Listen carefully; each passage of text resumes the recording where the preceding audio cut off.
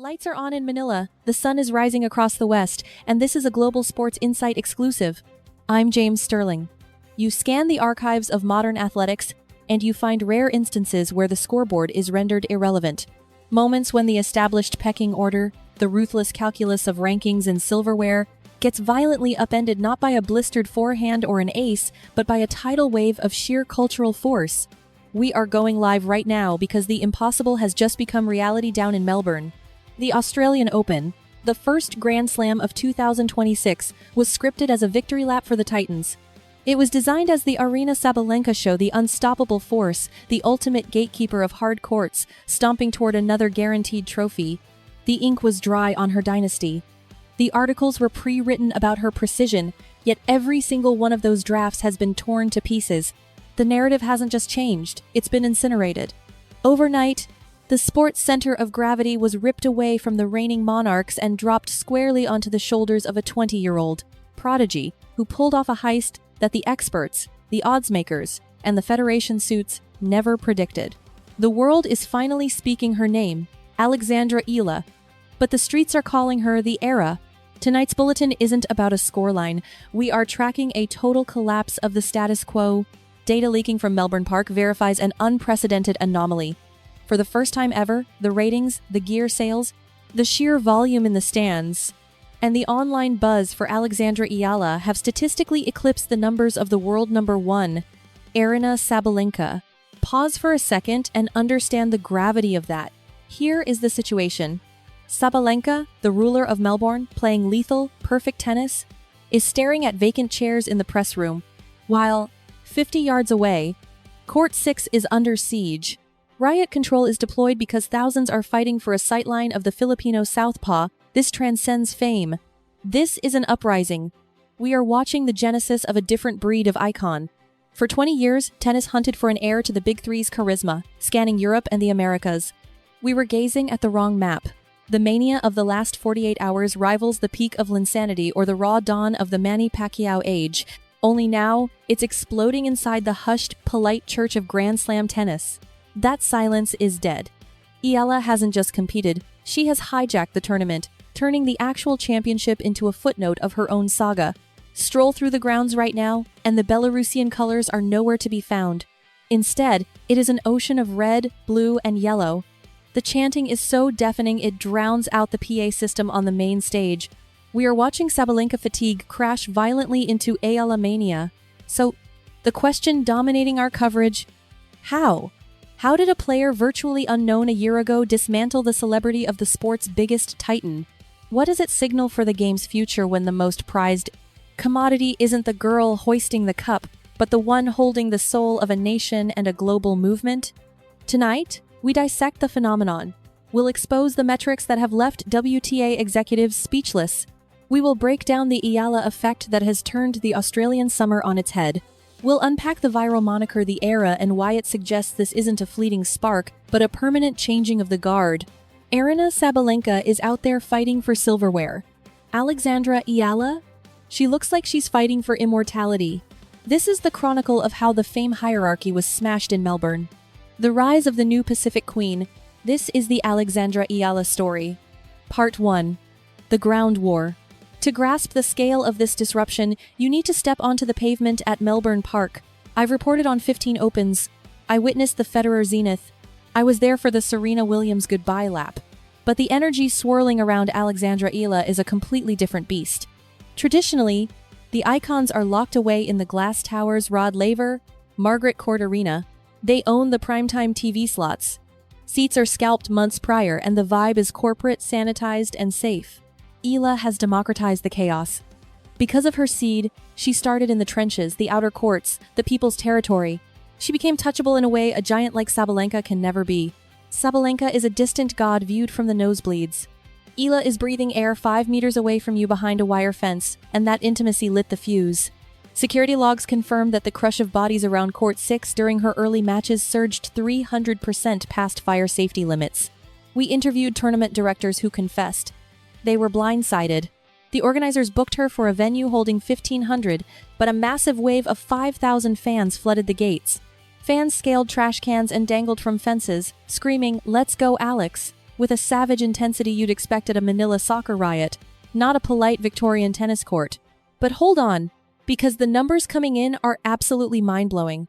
While Eala was just hitting warm-ups on court 10, Aryna Sabalenka was battling in a televised showdown on the center court.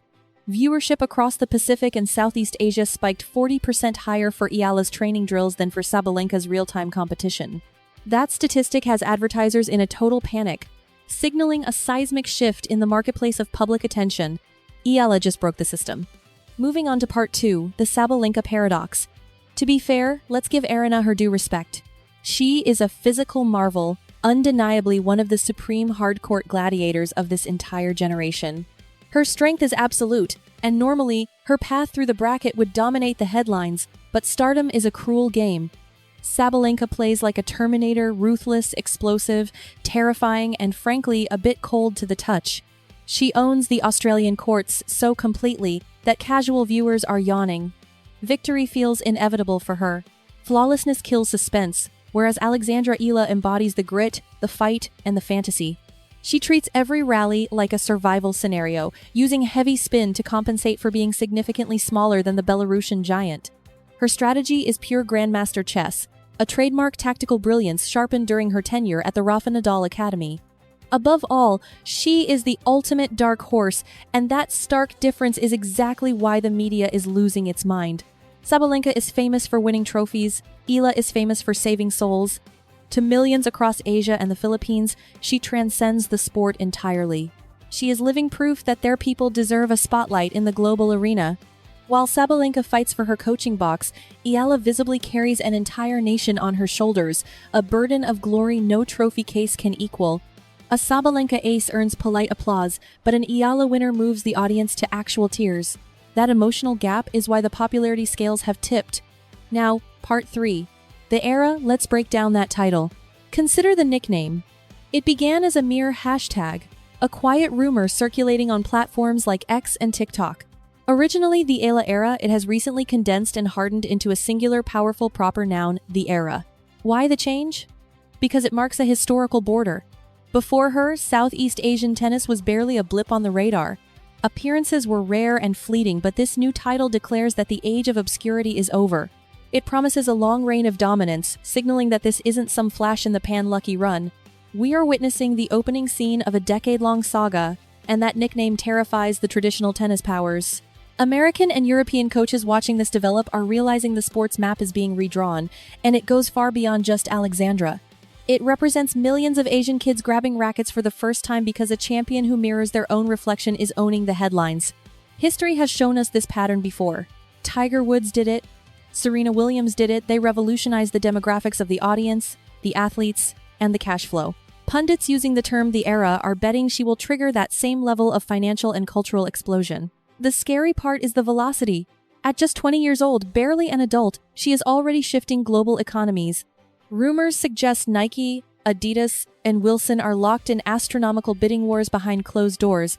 They realize securing her signature isn't just booking an athlete, it's capturing a massive corner of the globe. Part 4. The Tactical Evolution.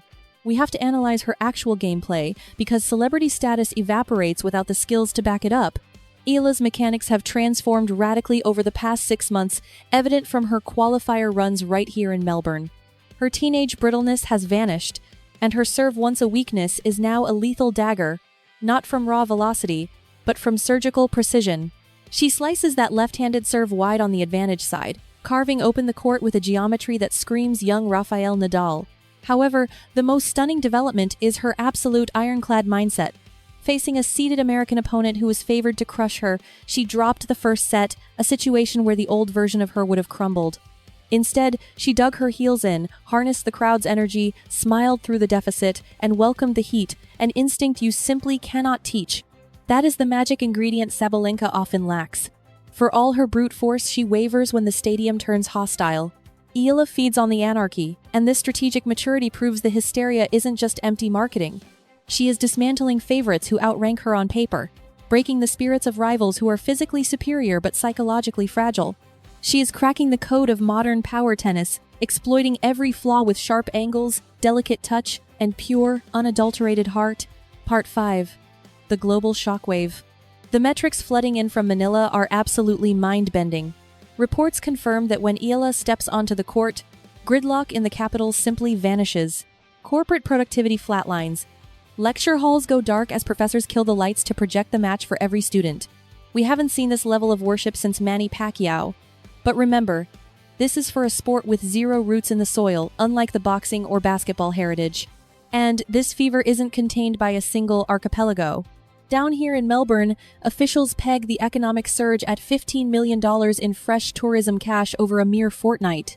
Pilgrims are jetting in from Singapore, Jakarta, and Hong Kong, not just to watch tennis, but to witness a revolution. This is exactly why she has eclipsed Sabalenka. Sabalenka moves tickets for tennis purists.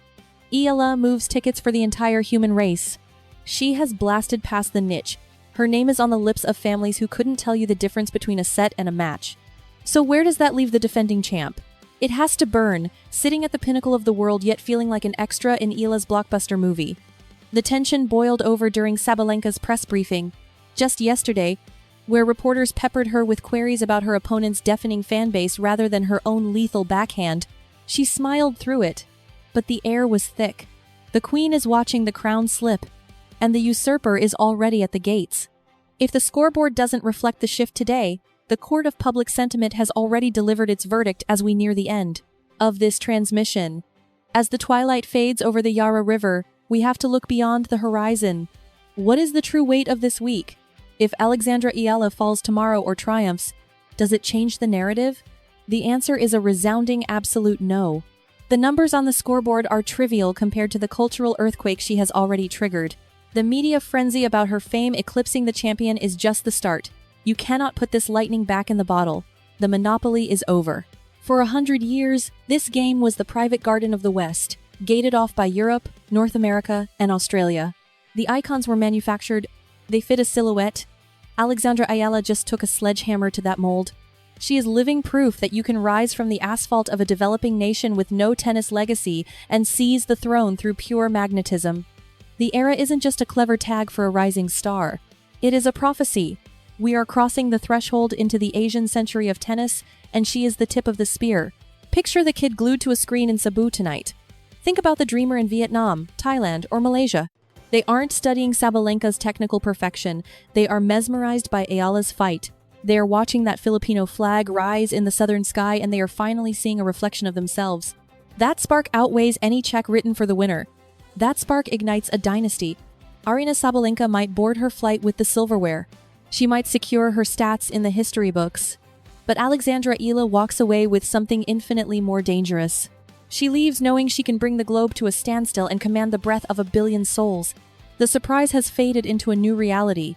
The tectonic plates have shifted. The hierarchy is dead. As we go dark tonight, one truth is undeniable. This is no longer just Sabalenka's territory. We are broadcasting live from the dawn of a new age at Melbourne Park. I'm James Sterling. Thanks for tuning in to Global Sports Insight. Don't just watch the ball, watch the history books being rewritten. Good night.